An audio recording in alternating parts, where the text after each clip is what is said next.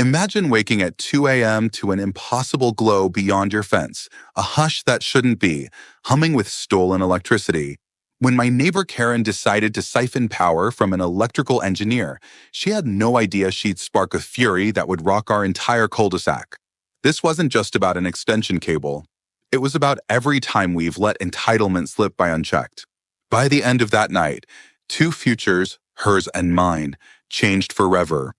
There was a spark, a loud pop, and then the most glorious shriek I'd ever heard rising over the fence.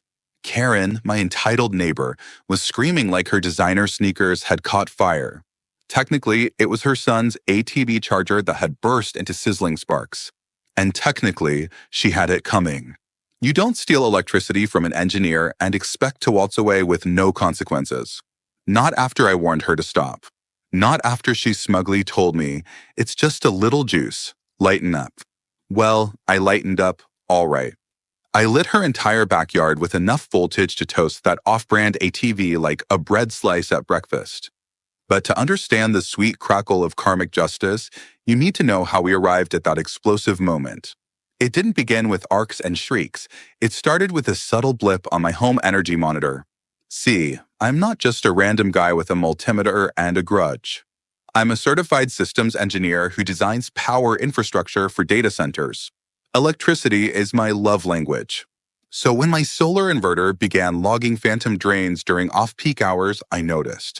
Most folks would shrug it off, but I'm not most folks. I live in a quiet neighborhood known for pristinely edged lawns and the occasional brag about homemade compost. I keep to myself, tinkering with my home grid, scanning for anomalies. That week, I spotted something bizarre. Every night between 1 and 3 a.m., there was a 1.8 kilowatt-hour dip that didn't match any of my devices. It wasn't the HVAC, the hot tub, or my backup battery cycling. It was something external, a siphon. That was when I started suspecting the leech next door, Karen. You probably know the type: expensive sunglasses, loud voice, zero concept of personal boundaries. She moved in 2 years ago after a messy divorce, and ever since, it's been a parade of poor decisions, wine-soaked brunches, and HOA violations that no one ever enforced. Her favorite pastime is inventing neighborhood rules and waving the HOA handbook around like it's the Constitution. She once screamed at a 10-year-old for riding his bike too close to her hydrangeas. But lately, her obsession was a souped-up electric ATV for her teenage son, loud, obnoxious, and always in need of a charge. My first clue was an orange extension cable draped over the fence, slithering behind my tool shed. I blinked. That made no sense. I had no outdoor outlet back there, unless she'd somehow reached it from the inside. Intrigued, I turned off all my exterior breakers except one, just as a test. The next morning, my logs revealed another power draw at 2:12 a.m., exactly when no device of mine should be pulling juice. By daylight, I tracked the fence line and found no sign of the orange cable. But I had photos and enough suspicion to knock on her door. She answered in yoga pants and giant sunglasses, mimosa in hand, the picture of smug suburban royalty. I politely mentioned the power drain and asked if someone in her household had used my outlet. She gave me a breezy smile and said, "Oh, yeah, we figured it was no biggie, just a little charge while we wait for our garage panel to get fixed. You've got solar, right? You'd barely notice." I tried to explain that's not how electricity or permission works. She patted my arm and said, "Relax, you're such a tech guy. It's not like we're draining your car battery or something." Then she laughed. I left before I lost my cool, but my mind was already spinning with solutions. My first call was to the HOA, filing a simple complaint for theft of utilities. 3 days later, I received a warning letter instead, accusing me of creating a hostile neighbor dynamic and making unauthorized modifications to shared structures. Apparently, Karen claimed I had installed dangerous traps along the fence and was threatening her family with electric shock. That letter changed everything. I'm not confrontational, but if you lie about me and steal from my grid, you stepped into my domain. Karen had no idea whom she was messing with. She thought I was just a quiet homeowner with solar panels, but I designed fail-safe systems that power military-grade servers. I once built a self-contained backup grid for a hospital using spare parts and caffeine. I wasn't about to let her keep mooching off my setup. So I did what I do best. I designed a decoy outlet, perfectly legal, perfectly safe for any normal device, but devastating for an ATV charger that pulled too many amps. It would fry that charger the moment it exceeded a certain threshold. No risk to anyone's safety, but catastrophic for Karen's midnight joyride. I installed my trap on my side of the fence, angled till it neglected, almost begging to be used. The wires led to a carefully tuned impedance circuit. House appliances wouldn't trip it, but that off-brand charger would. Then I waited. 3 nights later, the extension cord appeared again, coiled quietly, plugged into my newly rigged outlet. At 2:17 a.m., I was in my workshop sipping tea when my log spiked. The circuit did its job. A bright blue flash, a loud pop, and the crown jewel, Karen's shriek cutting through the night like a karaoke machine in a blender. Her son sprinted outside in his boxers, desperately inspecting the ATV as smoke rose from its charger. I almost felt giddy, but that was only Act 1. Karen thought she could accuse me of sabotage and get away with it. The next morning, I woke to the sound of her stomping in slippers, ranting about calling the fire marshal. From my kitchen window, it was like watching live theater. The ATV was now tarped over. She was on the phone, probably describing how her child narrowly escaped electrocution. In reality, the device had simply shorted out in the best possible demonstration of cause and effect. I wasn't celebrating yet, though. She hadn't learned her lesson. By midday, I got a visit from a smug HOA representative armed with a clipboard. He didn't introduce himself before lecturing me about hazardous electrical installations along a shared boundary. I politely explained that my outlet was legal to code on my property. What I didn't mention was the hidden surge induction loop that triggered under certain conditions. All the rep could do was mutter, further review, and walk away. I offered him a cookie. He declined. I knew Karen would escalate, entitled people always do. And so I escalated in my own way. I upgraded the fake outlet, adding a hidden data logger tied to my home server. I disguised it in an old garden gnome so that any plugin would timestamp the event, capture the voltage, and send an alert to my phone. If the current grew too high, it would deliver a carefully timed voltage spike. No bigger than a standard breaker surge, but enough to ruin a charger. I tested it on an ancient leaf blower. Twice. Next, I installed motion-activated cameras disguised as birdhouses. One faced the decoy outlet, another aimed at the back corner of Karen's yard where the ATV usually sat, and a third covered the common fence line. All feeds went to my server and the cloud, ensuring I'd catch every second of theft. Finally, I left a decoy extension cord coiled on my side of the fence, visible but not too obvious. Next, I installed motion-activated cameras disguised as birdhouses. One faced the decoy outlet, another aimed at the back corner of Karen's yard where the ATV usually sat, and a third covered the common fence line. All feeds went to my server and the cloud, ensuring I'd catch every second of theft. Finally, I left a decoy extension cord coiled on my side of the fence, visible but not too obvious. If Karen or her offspring decided to yank that cord over for another free charge, well, they'd be in for a second surprise. 3 nights passed. No motion, no spike. Then, at 1:42 a.m. on the 4th night, my phone buzzed. Power draw detected. 2.7 kilowatt hours and rising. Another alert followed.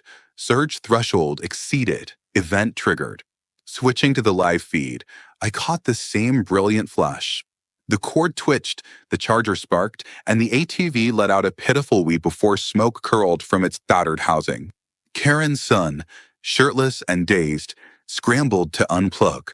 Too late. The system worked flawlessly. By morning, the cord was gone, the damage done, and this time I had time-stamped footage and logs. I didn't wait for another bogus HOA fine. I marched into their office with a stack of screenshots. Janice, the woman at the front desk, flipped through them. Her eyes widened and her scowl deepened. "You're saying she plugged into your outlet without permission?" she asked. Twice, I confirmed, showing her the logs. This is clearly unauthorized utility access under Bylaw Section 8B. Janice pursed her lips. She knew that rule, but also knew Karen was buddy-buddy with at least 2 board members. "We'll need to conduct a review," she said carefully. "In the meantime, I recommend removing any outdoor outlets to avoid escalation." I leaned in. "This HOA fines people for mailbox color, but ignores an illegal power hookup. I don't think you realize what kind of system I've got. If I want, I can cut myself off from the grid entirely and run on battery for 6 months. I don't need your outlet policy. I need you to enforce the rules. Otherwise, I'll take this footage to the city utility board and file an official complaint." Janice looked like she wanted to vanish. I walked out, not giving her a chance to protest further. That evening, Karen came stomping onto my porch. No sunglasses or fancy drinks this time. Just fury. She demanded to know what I'd done to her ATV. I feigned ignorance. She ranted that her son was traumatized. I suggested he stop stealing electricity. She threatened to sue. I calmly mentioned my footage, logs, and engineering credentials that said otherwise. Then I handed her a USB stick and said, "Everything you need to realize you picked the wrong neighbor." I shut the door gently in her face. I knew it wasn't over. Entitled people don't surrender after one defeat. They gather themselves for a bigger tantrum. Sure enough, 3 days later, the real fireworks began. Social ones, not the literal spark show from her charger. Karen must have decided I was bluffing. She filed a police report claiming I'd installed a dangerous electrical device. So a cruiser pulled into my driveway. The officer was polite, said Karen accused me of endangering her family. I invited him in, showed him my logs, my camera feed, and every design diagram. Safe to humans, only lethal to a charger that had no business being plugged in without permission. The officer scratched his head, closed his notepad, and admitted this looked more like theft of services on Karen's part. He said these petty disputes usually die when real evidence comes to light. I thanked him, and as he left, I spotted Karen standing across the street, arms crossed, iced latte in hand, glaring as though expecting me to crumble. But she'd prodded the hornet's nest. Next, I got an official letter from the HOA, complete with gold embossing, accusing me of violating Section 12A, unauthorized electrical installations posing community hazards. They fined me $500 and demanded an inspection. I responded with my own complaint, CCing the city building inspector and the local utility board, including photos, logs, videos, and a thorough technical breakdown. If the HOA wanted to pretend this was serious, I'd bring grown-ups into the room. Then something I hadn't planned for happened. Neighbors started approaching me. Tom, who had a tricked-out outdoor kitchen. Nancy, who'd always waved politely but never said much. The Patel family, who ran a small catering business from their home. One by one, they asked me odd questions about their power flickering or resetting overnight. They suspected something bigger. We realized Karen's petty theft might be broader than any of us suspected. We compared notes. Tom's outdoor mini fridge lost chill at random hours. Nancy's garden lights flickered around 2 a.m. The Patels had a freezer thaw unexpectedly while on a short trip. All signs pointed to a covert extension cord creeping into multiple yards. Karen and her teenage son must have been snaking cords into people's outlets under cover of darkness. None of us had had proof until now. I invited a few neighbors over, made coffee, and showed them my rig. I played the footage of Karen's son sneaking in, plugging his charger into my trap. Tom burst out laughing and said, "I knew she was shady, but this is Olympic-level theft." We started a group chat called Shocked by Karen, which hit 23 members by nightfall. People checked their outlets, installed locking covers, added cameras. It wasn't about petty revenge anymore. This was neighborhood justice. We were tired of her smug sense of entitlement, the way she walked around like the rules bent around her. The next HOA meeting arrived, a monthly snore-fest of debates about flower bed height and patio decor. Not this time. We showed up in force, armed with USB sticks, screenshots, time logs. Karen sat in the front row, arms crossed, jaw clenched, looking like a cat in a dog park. She tried to interrupt, calling us liars and claiming we were jealous. But even the HOA president, Greg, one of her allies, looked uncomfortable. The evidence was too strong. One neighbor pulled out power bills showing unexplained spikes correlating to Karen's ATV arrival. Another matched breaker logs to the exact nights of the theft. It was a rock-solid case. Karen leapt up, screaming that we were targeting her and that she had every right to community power because she paid high HOA dues. That was her final mistake. The room erupted. Even Greg couldn't protect her. The board voted to suspend her privileges, discussed fines, and hinted at a restraining order. Karen stormed out, nearly toppling the punch table. We soon discovered an additional bombshell. Karen had used the stolen electricity not just for the ATV, but also for hosting backyard parties. Full lighting rigs, mini fridges, a karaoke machine, all plugged into unsuspecting neighbors' outlets. Her yard was basically a parasite-powered nightclub, and we had the footage to prove it. In the days that followed, the situation escalated from a local nuisance to a serious case of utility fraud. Multiple residents came forward with similar stories. Some had caught glimpses of extension cords draped across their lawns. Others had missing kilowatt hours and random breaker trips.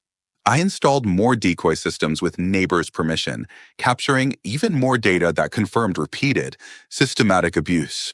In analyzing logs from the entire block, we uncovered surge patterns consistent with high-amperage induction devices, exactly like the inverters for electric vehicles or large appliances.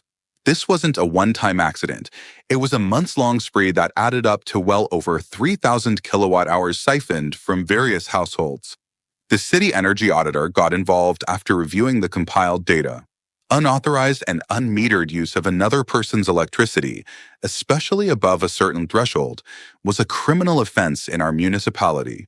Social testimony from neighbors corroborated the technical findings. For instance, one neighbor's smart sprinkler system had odd brownouts coinciding with Karen's late-night parties. Drone footage revealed her yard lit up by string lights, amplifiers, and portable coolers, all pulling power through cords routed beneath hedgerows. It became clear we were dealing with more than a petty thief. Karen had orchestrated an entire backyard entertainment circuit on stolen juice. Encouraged by the city auditor's response, two neighbors filed a formal complaint requesting a full audit of the neighborhood's allocations. A private attorney began drafting a civil claim for damages, seeking restitution. Karen, either unaware or willfully ignorant, continued to play the victim, ranting about mob rule and surveillance fascism. But all her drama didn't stand a chance against the mountain of data we'd collected. The HOA, sensing its own credibility was at risk for having defended Karen initially, convened an emergency session. Gone were the days of politely ignoring the issue. They removed Karen from every subcommittee, revoked her access to communal amenities, and issued a notice demanding she remove all unauthorized electrical lines. A certified letter soon arrived from the local energy authority, informing her of an investigation into meter tampering and utility theft. She ignored the inspection request, triggering a subpoena.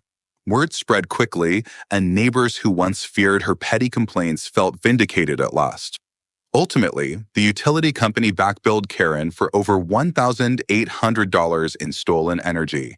Combined with HOA fines, potential legal fees, and property violations, she faced a substantial financial reckoning. She never apologized or admitted fault. Her denial only underscored how thoroughly she'd misjudged our willingness to fight back with facts instead of drama. What really struck me was how easily the entire fiasco could have been avoided. One straightforward conversation or a respectful request could have changed everything. But unchecked entitlement warps reality. In this case, it was dismantled one data point at a time. In the weeks after Karen's downfall, the neighborhood changed. People waved hello with genuine warmth instead of wariness. Our group chat evolved from a Catch Karen forum into a space for garden tips, local events, and the occasional extension cord meme. We had, in a strange twist, bonded through her chaos. A cluster of once disconnected houses became a loosely united community. Karen, meanwhile, was left stewing in a much quieter yard. The ATV was gone, sold off, according to rumors, to pay restitution. The karaoke machine, string lights, and thumping speakers vanished. The Friday night raggers that turned the block into a discount Coachella? Replaced by hushed emptiness. She scattered random lawn gnomes around her garden as though trying to rebrand herself as some whimsical neighbor instead of a power-hungry menace. Her son, once the neighborhood's bratty prince, was relegated to mowing lawns and picking weeds. Whether it was punishment or an attempt at goodwill, nobody knew. He shuffled about, avoiding eye contact, his arrogance gone. Sometimes consequences do that. They humble even the most stubborn. The HOA also underwent a transformation. After Karen's web of theft was exposed, several complacent board members resigned or were voted out. A new election brought in people who actually cared about fair enforcement. Gwen, a former firefighter, became the new president. She wasted no time updating policies to ban utility theft explicitly, authorize inspections, and standardize fines for tampering. She also introduced rules about how close power setups could be to property lines. They invited me to serve on the Safety and Infrastructure Subcommittee. I declined, preferring a quieter role, but I offered to advise where I could. I had no interest in political drama, just a desire for a neighborhood free from petty conflict. Several residents took the opportunity to upgrade their own electrical systems. I helped them install tamper-proof outdoor outlets and showed them how to monitor their usage. Some joked I should start a business called Shock Guard. I laughed, but the idea of turning all this nonsense into something productive lingered in the back of my mind. Karen's final eviction, if you can call it that, was from her illusions of invincibility. The city fined her for utility theft, the HOA billed her for repeated violations, and the neighbors she once lorded over now avoided her altogether. She was isolated, disgraced, and metaphorically disconnected. Occasionally, she tried to recapture her old power stance, dragging out a squeaky hose to water her flower beds in a flashy tracksuit. But no one gave her the audience she craved. One afternoon, she approached me as I was checking my solar grid. She looked tired, no sunglasses or bravado. "I just wanted to say," she mumbled, "I owe you an apology." I raised an eyebrow. "For which part?" I asked. "The theft? The lies? The false police report?" She swallowed hard. "All of it," she said. I didn't realize how serious it was. I thought it was harmless. I let the silence hang. "It's never harmless when you take what isn't yours," I replied. She nodded, hesitated like she might say more, but then turned and walked back to her house. I didn't forgive her in that instant, but maybe it was a start, an admission that the electricity wasn't the only thing she drained from our community. That evening, I sat on my porch with a mug of tea, watching the sun slip behind the rooftops. The sky glowed orange, the air still. No hum from an illicitly charged ATV, no cords snaking where they didn't belong, no sudden spikes on my monitor. Just peace and a slight breeze rustling through the branches. A kid pedaled by on a regular bike. A couple of neighbors strolled past, waving. I smiled at the simple calm. Peace, it turns out, isn't something you just wait for. Sometimes you have to build it yourself. You wire it carefully, protect it fiercely, and if someone tries to siphon it away, you stand firm. Because every day, somewhere, another person crosses a boundary, borrowing what isn't theirs, dismissing the rules. The question isn't if they'll be called out. It's who they become when they finally have to face the surge of consequences.